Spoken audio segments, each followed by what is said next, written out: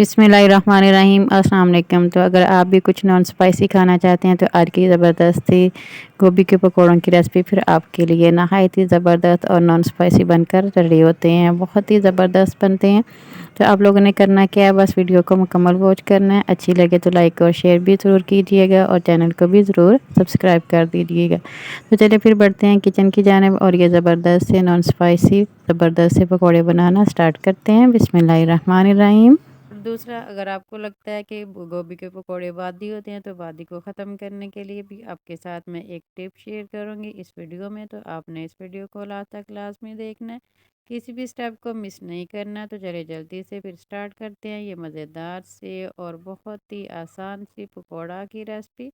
बिस्मिल्लाहिर्रहमानिर्रहीम। तो सबसे पहले यहाँ पे मैं कर रही हूँ इसके लिए बैटर तैयार करने के लिए मैंने यहाँ पे ले लिए 1 कप बेसन, 1 टीस्पून इसमें मैंने चिली फ्लेक्स ऐड कर दिए और 1/4 टीस्पून इसमें मैंने रेड चिली शामिल कर दी है।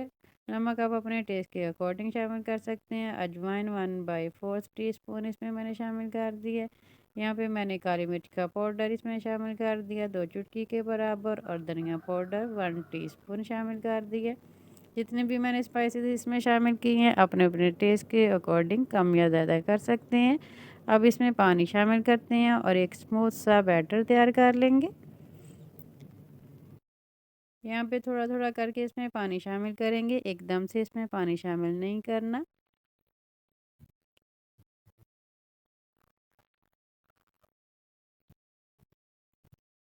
बेसन की क्वांटिटी भी आप कम या ज़्यादा कर सकते हैं।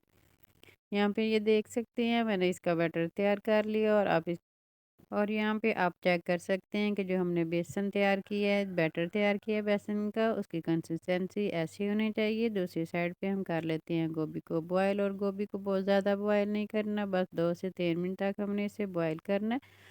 और दूसरा वो गोभी की बादी ख़त्म करने के लिए इसमें मैंने 2 टुकड़े अदरक के शामिल कर दिए हैं। उससे एक तो इसकी स्मेल भी ख़त्म होगी और बादी का मसला भी हल हो जाएगा। यहाँ पे मैंने गोभी को बॉयल करने के बाद पानी इसका निकाल दिया। अगर इसे पानी में पड़ा रहने देंगे तो ये बिल्कुल हलवा बन जाएगी। पानी से निकालने के बाद अब इसे बैटर में शामिल करते हैं और इसकी एक अच्छी सी कोटिंग कर लेते हैं बेसन की। ऑयल भी अच्छी तरह से गर्म हो चुका है, बहुत ज़्यादा ऑयल को गर्म नहीं करना, मीडियम हॉट ऑयल रखना है। अब इसमें शामिल करते जाएंगे ऐसे गोभी के फूल और गोभी के फूल शामिल करते करते जो ऑयल है वो गर्म होता जाएगा। मीडियम हॉट ऑयल में हमने ये पकौड़ों को फ्राई कर लेना है। पकौड़ों को डालते ही इनको हिलाना नहीं है, तकरीबन 1 से 2 मिनट के बाद इनको पलट लेंगे इस तरह से।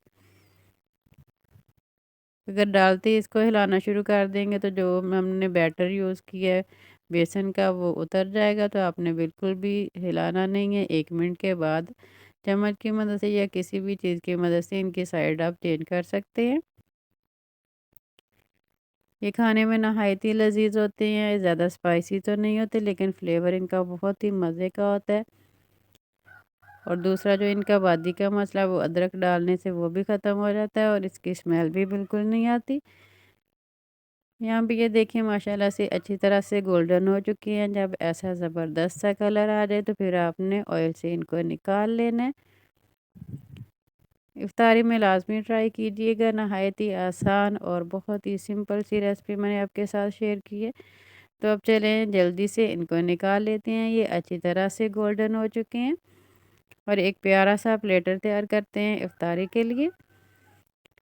यहाँ पे मैंने देखी मज़ेदार सा और बहुत ही खूबसूरत सा प्लेटर तैयार कर लिया। आप इन्हें किसी भी सॉस के साथ सर्व कर सकते हैं, केचप के साथ या ग्रीन चटनी के साथ भी आप सर्व कर सकते हैं।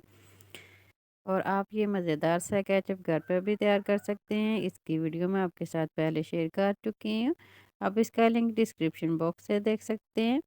उम्मीद है आज की ये मज़ेदार सी रेसिपी आपको ज़रूर पसंद आई होगी। रेसिपी अच्छी लगी हो तो वीडियो को लाइक और चैनल को सब्सक्राइब करना ना भूलिएगा।